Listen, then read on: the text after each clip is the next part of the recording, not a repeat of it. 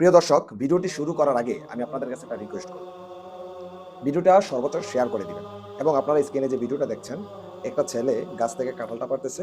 দেন সে এটাকে ক্যাচ না ধরে বল নিয়ে রাখছে, যেন বলটা ফেটে কাঁঠালটা টুকরো টুকরো হয়ে গিয়েছে মাটির মধ্যে। অথচ আল্লাহ তাআলা পবিত্র কোরআনের সূরা নাহালের ১১৪ নম্বর আয়াতে বলেন, আমি তোমাদেরকে রিজিকের সন্ধান দিয়েছি, রিজিক দান করেছি, যেন তোমরা রিজিক মানে কি রিজিকটা খাও এবং কি করো, আল্লাহর নিয়ামতে ভরা সকল খাদ্য তোমরা গ্রহণ করো এবং আল্লাহর প্রশংসা করো যদি তার ইবাদত তোমরা করে থাকো।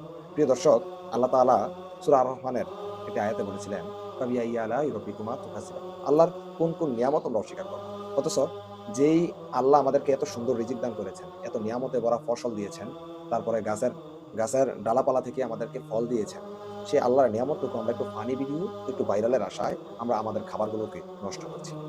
কিন্তু আজকে কেন এই ভিডিওটা বললাম, আপনারা দেখেন, আমার এই কাছে ভিডিওটা যখন আমার সামনে আসছে, তখন আমার কাছে খুব খারাপ লাগলো বিষয়টা দেখে যে আসলে কি হচ্ছে কি, আমরা ভাইরালের নেশায় কোথায় যাচ্ছি।